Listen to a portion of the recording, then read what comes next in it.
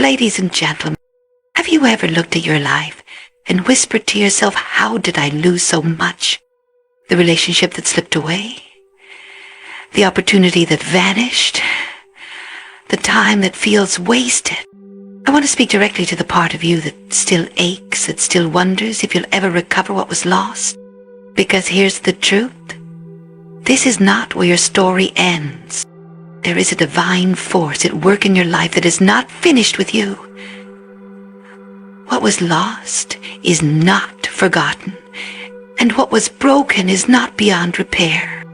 You didn't just survive the storm for no reason. You are being set up for a restoration that will redefine your life. Just stay with me. Don't walk away from this message halfway through, because by the end of it, you'll have more than hope. You'll have expectation. Let me speak this over you. God will restore everything you have lost. Not some things, not most things, everything. And his restoration doesn't come with leftovers. It comes with abundance. You may think what you lost was too big, too long gone, too far out of reach. But divine restoration does not function according to human limitations. When God restores, he doesn't give you back the same thing. He gives you back something better, deeper, and more powerful. He doesn't just return what the enemy stole. He shames the enemy by blessing you in plain sight. Look at the patterns in the lives of those who kept believing through pain. Loss didn't end their story. It started a new chapter. Delay didn't mean denial. It meant development. Grief didn't mean defeat. It meant the groundwork for glory. You don't need to see how restoration will happen. You just need to believe that it will. Faith isn't about knowing when. Faith is about trusting who. I want you to do something now. Close your eyes for just a moment and whisper this with me. I will recover all. Say it again. Louder this time. I will recover all. Speak it until your fear hears it. Speak it until your doubt backs down. Because what you declare in faith today becomes your reality tomorrow. You are not forgotten. You are not abandoned. Restoration is already in motion. You just haven't seen the full picture yet. But when it arrives, you'll understand why. It took time. You'll see that what you lost was nothing compared to what was coming. And you look back and say, I thought it was over, but God was just getting started. There are moments in life when loss feels like a permanent stain, and something so precious slips through your fingers that you start to question if it will ever come back, if it was ever meant to stay, or if you did something wrong that caused it all to fall apart. In those quiet moments, in the silence that follows deep disappointment, it's easy to believe that restoration is just a comforting idea, something people say to make pain more bearable. But let me tell you today without hesitation, divine restoration is not a myth. It is not wishful thinking. It is not a poetic phrase to soothe a broken heart. It is a promise, a real living promise from a faithful God. There are things in this world that lie to us. Pain lies. Time lies. Emotions lie. They tell you that your best days are behind you. They whisper that what you've lost is never coming back. They scream that nothing will ever be the same. But God does not lie. He does not tease your heart with empty hope. When he speaks of restoration, he speaks of it with finality, with authority, with certainty. You see, Restoration isn't just something he does. Restoration is who he is. From the beginning of time, his nature has always been to redeem, to rebuild, to restore. When the earth was dark and void, he restored it with light. When humanity fell, he set in motion a plan not just to repair what was broken, but to restore us into something greater than before. Every act of divine intervention throughout history echoes one message: I will not leave you in ruins. And what is most astonishing is that divine restoration doesn't return things to how they were. It makes them better. When God restores, he doesn't rewind. He redeems. He doesn't put you back at the starting line. He launches you ahead with strength, clarity, and a testimony. He doesn't just return what was taken. He multiplies what was lost. He pays back with interest, with favor, with overflow. Maybe you've lost time. Maybe you feel like years have slipped away in addiction and failure and wandering. Maybe you've lost relationships that left you feeling abandoned, or dreams that now feel too far gone to ever come back to life. But let me ask you, what if your story isn't over? What if what was lost isn't lost forever, but waiting to be returned in a form you never imagined? What if the delay wasn't denial, but preparation? Because here's the truth.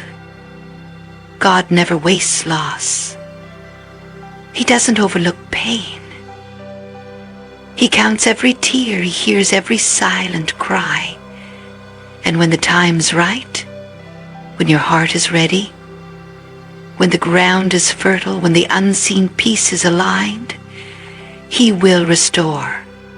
Not might, not maybe, will. It's easy to believe in restoration when you can see signs of it.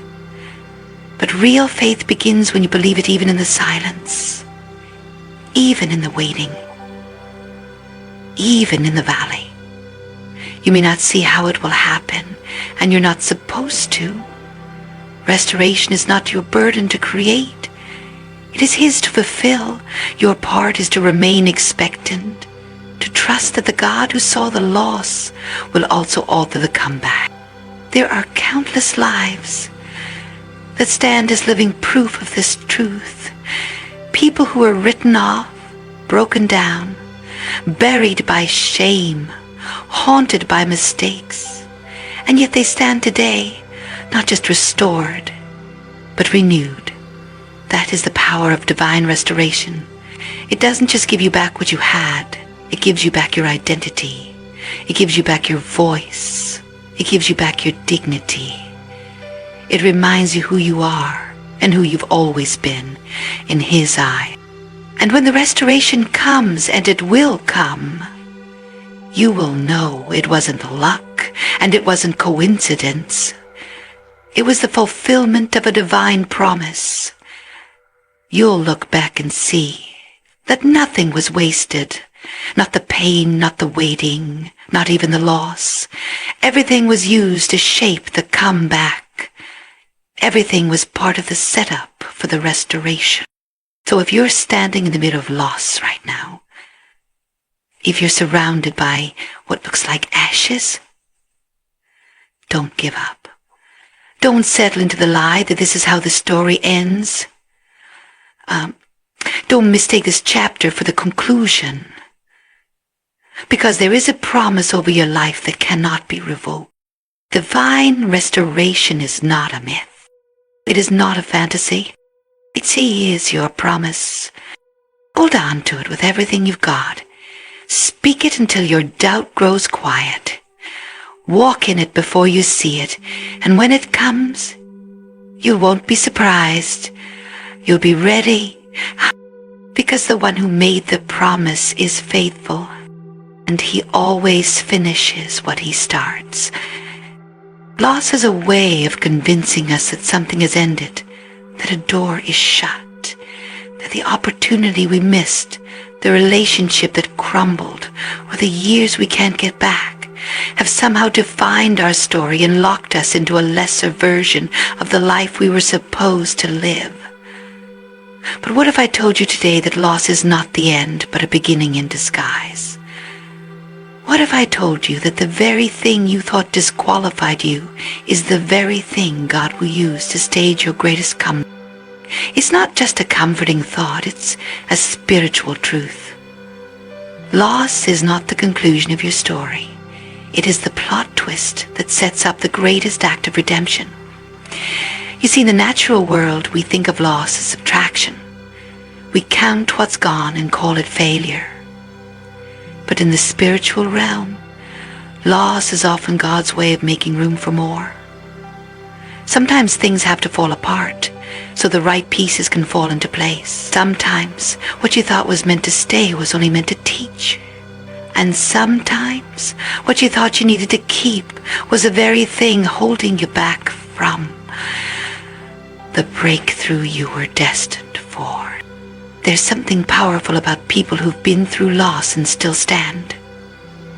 People who've cried in silence, who've wrestled in private, and who have still chosen to show up with a heart that says, I'm not done yet. That kind of faith, that kind of resilience, that's the soil where comebacks are born. Because heaven doesn't build comebacks out of perfection. It builds them out of pain. It builds them out of surrender. It builds them out of people who dare to believe that even though they've been knocked down, they are not counted out. You may have lost something. Maybe you lost time. Maybe you lost people you thought would never walk away. Maybe you lost a version of yourself that once believed anything was possible. But the beauty of a comeback is that it doesn't restore you to what you were. It elevates you to who you were always meant to become. You're not coming back to the same place.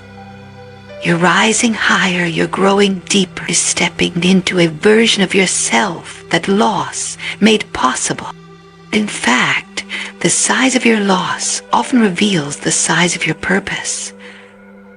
The deeper the valley, the greater the glory on the other side. God does not allow loss to destroy you. He allows it to awaken you, to shake you free from what was comfortable, to break your dependence on what cannot sustain you. Because sometimes what looks like loss is really deliverance in disguise. You didn't lose that relationship. You were rescued from settling. You didn't lose that job. You were released for something greater. You didn't lose time. You were being prepared, protected, and positioned. It may not have felt like it in the moment. Pain never does. But hindsight has a way of revealing what faith had to believe long before it made sense. And if you're still walking, still breathing, still hoping, then you're not done. Your loss is not the final word over your life. It's the comma, not the period. And the sentence that comes next, that's the part that brings it all together. If you think of every great story you've ever heard, the ones that moved you, the ones that made you believe in redemption again, none of those stories were without loss. None were without heartache, failure, or setbacks. The greatness wasn't in avoiding the fall. It was in rising after it. The power was never in how much they had, but in how they refused to give up when it looked like they had nothing left. That's what's inside of you, that same power, that same potential, that same calling to rise again. You don't have to wait for perfect conditions. You don't have to have it all figured out. You just have to believe that your loss is not wasted. It's being used. It's working behind the scenes, and it's setting the stage for a comeback that's going to show you and everyone watching that what tried to break you only made you unshakable. So don't give up in the middle. Don't define your life by a chapter that God is still editing. Just because it hurts now doesn't mean it won't make sense later. Just because it's quiet now doesn't mean nothing is happening. The comeback is being written even when you can't see it. God doesn't rush restoration, but He never forgets a promise. And He has not forgotten you.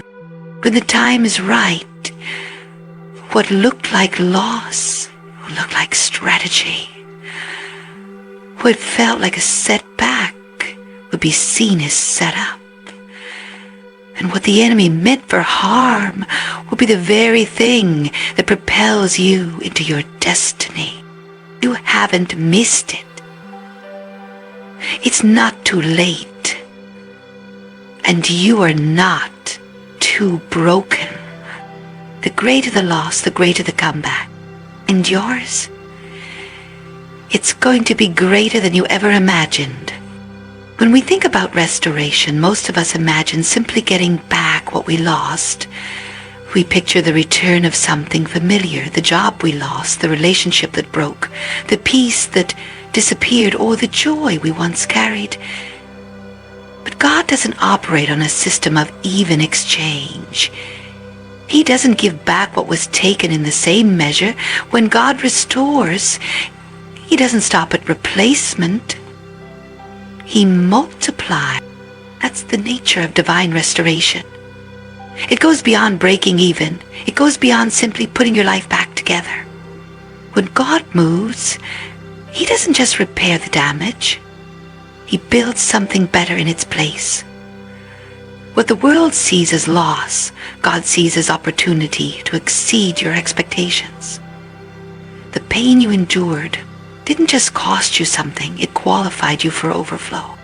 Think about that. You're not coming out of your season of loss with the same level of strength, insight, or clarity. You're not going back to where you were. You're stepping forward into something richer. And that's exactly how divine restoration works. It doesn't just bring things back. It brings them back pressed down, shaken together and running over. Maybe you've been praying for things to be made right. Maybe you've been asking God to simply return what was taken. But what if God's plan isn't to give you back the old? What if it's to give you something new and greater than you ever imagined? What if His desire isn't just to meet your expectations, but to exceed them entirely? The truth is, what you thought was the end of something good was actually the beginning of something better. God never leaves things as they were. He takes the broken, the lost, the forgotten, and breathes on them until they carry more purpose, more power, and more life than before. He doesn't just restore your finances, He teaches you stewardship. So you walk in lasting abundance. He doesn't just heal your heart, He gives you discernment, wisdom, and the ability to love in deeper ways. He doesn't just return your peace. He multiplies your resilience, so storms no longer shake you the same way. Look back at the moments in your life when you thought it was over, when something you valued slipped through your hands, and you didn't understand why, and yet, here you are. Stronger, wiser, still standing, still seeking, still believing. That's not survival, that's the evidence of divine multiplication. Because what you lost was real, but what God is bringing is greater. It's easy to mourn over what's gone. We're human. We miss what felt familiar. We grieve what we thought would last. But the reason God sometimes lets certain things fall away is because He has something more abundant, more aligned, and more eternal in store. What He has planned won't just fill the hole that loss created. It will overflow into every area of your life. He doesn't do just enough. He does more than enough. This is a promise woven all throughout Scripture, that the ending is never the end, that loss is never final, that ashes become beauty, mourning becomes joy, and what looks like the least can become the greatest. We see it over and over again. Restoration that doesn't just bring things back, but brings them back multiplied. But multiplication starts with trust. You have to trust God enough to let go of what was, to open your hands even when they feel empty, and to make room for what is coming. You may not understand the process, but you can trust the heart of the one who is leading you through it. He is not a God of leftovers. He is a God of increase. You didn't just survive that loss for no reason. It wasn't pointless. It wasn't random. It was a setup for divine multiplication. And when it arrives, it won't just satisfy.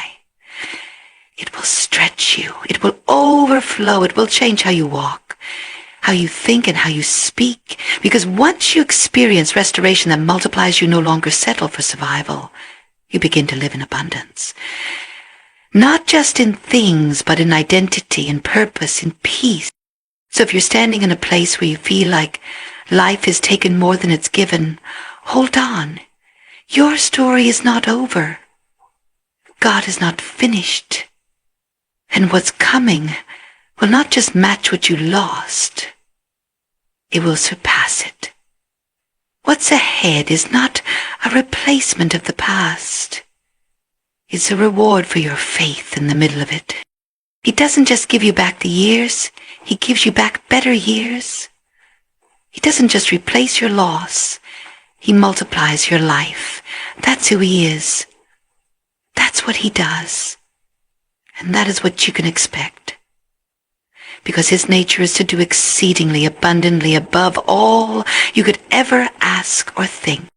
Don't settle for mere recovery. Expect overflow. Don't pray for what you had. Believe for more than you've ever seen. Because when God restores, it's never just equal. It's multiplied. Restoration doesn't begin when things start getting better. It doesn't begin when the door opens, or when the breakthrough arrives, or when your prayers are finally answered. Restoration begins long before any of that. It begins in the unseen, in the silence, in the part of you that chooses to believe before there's any reason to. Because real restoration doesn't begin with sight. It begins with belief. Faith is the foundation of every comeback story. It's what anchors you when everything around you looks broken. It's what keeps you standing when your eyes can't find a reason to hope. And it's what moves heaven into motion long before you ever see results. Sight reacts. Faith acts.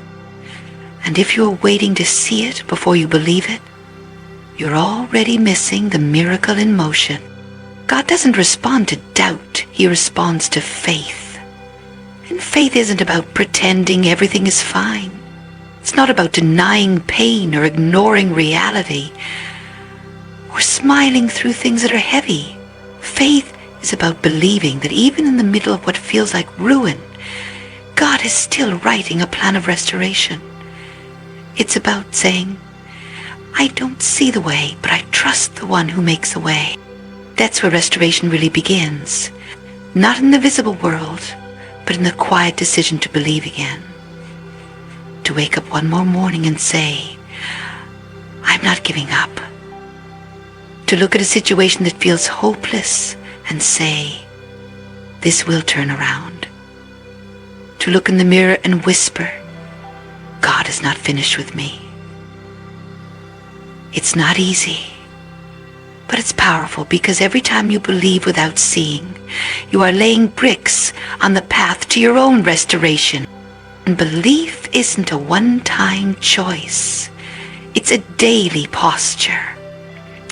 Every day, you choose whether to give your heart to fear or to faith.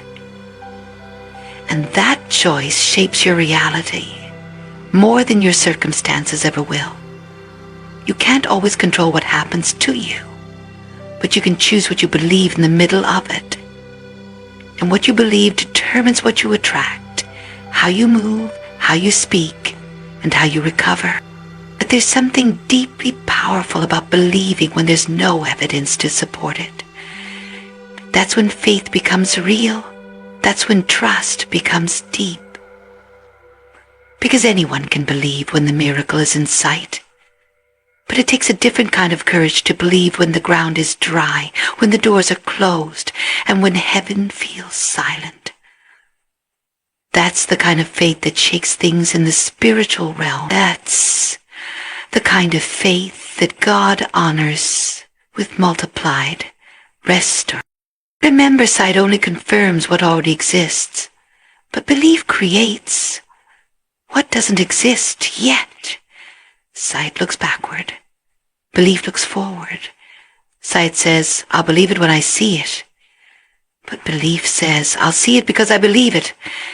And that is the difference between a delayed breakthrough and a divine acceleration. If you want to step into full restoration, you must stop letting your sight dictate your spirit. Don't let what you see limit what you believe. Your current circumstances are not your final reality. You're not stuck. You're not forgotten. You're not abandoned. You are being prepared. And your belief is the key that unlocks what God has already ordained for your future. Every great restoration begins with a heart that dares to believe again, even when people don't understand you, even when your past tries to shame you, even when your emotions tell you to give up. You choose belief not because it's easy, but because it's necessary. You choose belief because you know that God is not done. You choose belief because deep down, something in your spirit refuses to let go of the promise. Belief is not blind. It's bold. It sees through the fog of delay. It walks through the wilderness without turning back. It speaks life when everything around looks dead. And that kind of belief carries authority. It commands attention in the spirit. It brings the impossible within reach. It tells every loss, every failure, and every setback, you are not the end of me. The moment you believe is the moment restoration begins, because that belief invites the supernatural into your situation. That belief says, God, I don't need to understand it. I just need to trust you. And he honors that. He honors the kind of faith that stands on nothing but his word, because that's how he works. He doesn't wait for conditions to be perfect. He moves when hearts are ready. So right now, even if everything around you looks broken, believe. Even if you can't see how it will ever come back together, believe. Even if you feel unworthy, disqualified, too far gone, believe. Because the truth is, you don't have to see it to believe it. But if you can believe it, you will see it. That's how restoration works. That's where it begins, not in the evidence, but in the expectation. Not in the moment it arrives, but in the moment you dare to believe that it's coming. And once you believe, you give permission for heaven to move. You give God room to multiply. You step out of fear and into faith. And suddenly, what was invisible begins to take shape, one promise at a time. The waiting that feels uncomfortable, even unbearable. We don't talk about it much because we don't like it. We're taught to be people of action, people of progress, people of answers. But what do you do when heaven is silent? What do you do when your prayers are met with stillness? And your steps don't seem to be moving you forward? It's in those moments that we start to wonder if the waiting has meaning. But hear this with clarity. Your waiting season is not waste. It may feel like nothing is happening, It may feel like time is slipping away while life is moving on without you. But in the hands of God, waiting is never passive. It is sacred, it is purposeful. It is where the roots grow deep before the fruit ever appears. You are not stuck, you are being prepared. And what looks like delay is often divine design. We often think of waiting as being left behind, but that's not what's happening. You're not behind, you're not late, you're not forgotten. You are being held in the hands of a God who works outside of your timeline. He's not in a rush. And that's not because he doesn't care. It's because he cares deeply. So deeply that he will not allow you to step into restoration before you're ready to carry it. Think of the farmer who plants a seed. He doesn't return to the field every day, digging it up, wondering if it's working. He trusts the unseen process. There's no immediate result, no instant proof, but something powerful is happening beneath the surface. That's how God works in the waiting. He's growing things in you: patience, character, clarity, endurance, trust, that you couldn't develop any other way. The waiting isn't punishment. It's preparation. We live in a world that moves fast, that demands results, that rewards speed. But heaven works on the rhythm of eternity, not urgency. And when you align with God's timing, you step into peace. Even in the waiting, you begin to see that delay does not mean denial. You start to realize that if he's asking you to wait, it's because what's coming is worth the wait. He's not just restoring what was lost. He's making it right. He's aligning the pieces. He's making sure that when the door opens, it doesn't just lead you back to what you had. It leads you forward into something greater. In your waiting season, things are happening that your eyes can't yet see. Hearts are being softened.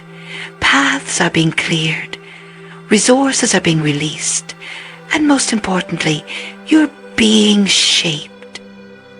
Because God cares just as much about who you are becoming as he does about what you're believing for. You're not just waiting for a breakthrough. You're becoming the kind of person who can steward that breakthrough, and that doesn't happen overnight. Sometimes the waiting season reveals our idols, our timelines, our plans, our need for control. It shows us what we've leaned on more than God. And in that sacred space of stillness, he gently invites us to release those things and to trust him in a deeper way. That trust becomes the foundation of restoration, because when you finally receive what he's been preparing, you'll know that it wasn't coincidence, it wasn't luck. It was purposeful, perfect time. You may be tempted to rush ahead, to make things happen on your own, but rushing always costs more than waiting. When we move without God, we often end up with consequences that delay us even further. But when we wait on his direction, his timing, and his peace, what comes is not only better, it comes with grace. It comes with favor. It comes with lasting joy. There is no striving in God's timing. There is rest. So if you find yourself in the in-between, between what was and what's next, don't despise it. Don't wish it away. Don't believe the lie that nothing good is happening. This is where the foundation is being laid. This is where the intimacy with God grows. This is where your faith matures, your vision becomes clear, and your heart learns how to hold a promise before it arrives. Even Jesus waited. He waited in silence for 30 years before stepping into 3 years of public ministry. David waited in the fields long before he sat on the throne. Joseph waited in prison before he was elevated to the palace. The waiting didn't disqualify them. It prepared them. And it's doing the same for you. Your waiting season is not wasted. It is sacred ground. And when the fulfillment comes, and it will, you'll realize that every moment of waiting was worth it. You'll see how God used every day, every tear, every prayer to write a story far greater than you imagined. You'll walk into your restoration knowing it didn't come too late. It came right on time. Now stand firm, stay faithful, keep believing, because in the waiting, heaven is still working. What's coming will be worth every second you spent trusting in silence. There's something profound and deeply comforting about knowing that when God restores, He doesn't restore in general. He doesn't issue blanket solutions. He doesn't treat us as case numbers or faceless names. No, God's restoration is always personal, tailored, precise, intimate. He sees the details of what you lost, what it cost you, and exactly what it will take to make you whole again. You are not just one among many. You are seen. You are known. And when heaven moves on your behalf, it moves with the full knowledge of your story, your tears, your silence, your waiting and your ache. God is not restoring you based on what worked for someone else. He's restoring you based on who you are, your personality, your purpose, your wounds, your calling. That's why what He does for you might not look like what He does for someone else, and that's okay. Because this is not a performance. This is a healing. This is not a formula. This is a relationship. When we go through loss, it can make us feel small, powerless, like we're just drifting, just surviving. But God steps into that space with intentional love. He knows where the cracks are. He knows what broke in you that no one else could see. And His restoration doesn't just cover the surface. It reaches into the hidden places, into the parts of you that even you forgot needed healing. He knows the words you never said, the battles you fought alone, the dreams you buried because disappointment hurt too much. He knows the way you smile in public and cry in private, and He comes to restore all of it, not just the visible loss, but the invisible one too, the self-worth that was shattered, the trust that was broken, the courage that faded, the faith that wavered. He doesn't miss a single piece. That's how personal He is. You don't have to explain your pain to Him. He was there when it happened. He was there in the moment you were let down, overlooked, betrayed, abandoned, or forgotten. And He didn't walk away. He stayed. He carried the weight of your sorrow even when you didn't realize it. That's why His restoration is not about simply putting things back together. It's about redeeming what felt irredeemable, healing what felt too broken, returning what felt forever gone. And only a personal God can do that. You may look at your life and think there's no way to fix this. There's too much damage. Too much time has passed. Too much was lost. But God doesn't measure restoration by time or logic. He measures it by love. And His love for you is not mechanical. It's mindful. It's deliberate. It's intimate. He knows what you need even before you ask. And He's already preparing it specifically for you. Not just something that will work. Something that will fit. Sometimes restoration doesn't look the way we imagined it would. And that's because we often dream from a place of hurt, while God restores from a place of wholeness. What He brings might surprise you. It may not be the same thing you lost, but it will be what you need. And it will carry the fingerprints of His mercy, His goodness, and His knowledge of you. That's how you'll know it's Him, because it'll reach you in a way that nothing else could. Don't compare your restoration journey with someone else's. Don't look at their healing, their timeline, their story, and assume God has forgotten yours. You are not behind. You are not invisible. You are being personally and carefully held by a God who doesn't do mass production. He does handcrafted miracles. And when it's your time, your restoration will come with a signature that says, this was made just for you. He doesn't just give back. He gives back in a way that speaks directly to your heart. That's why some blessings feel like more than a breakthrough. They feel like a conversation between your soul and heaven. Because they are.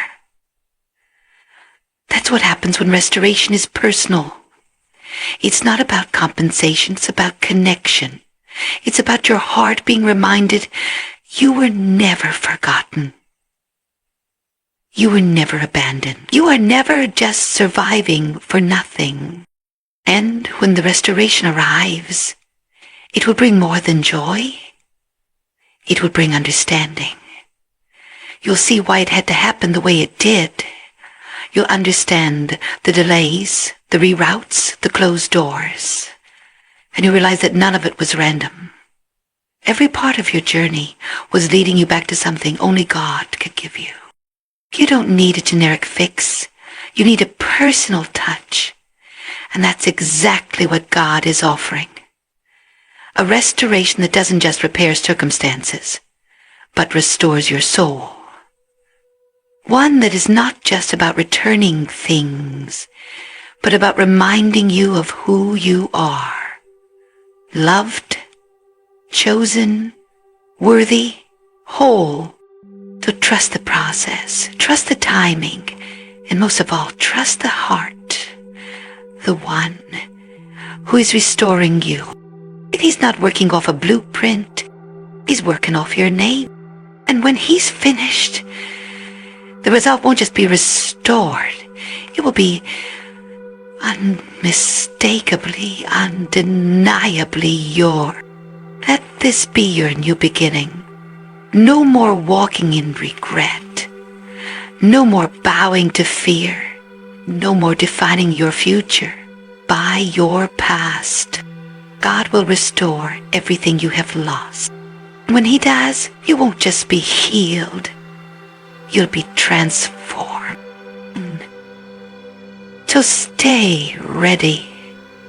Stay expectant. Stay faithful, because restoration is not coming. Restoration is here.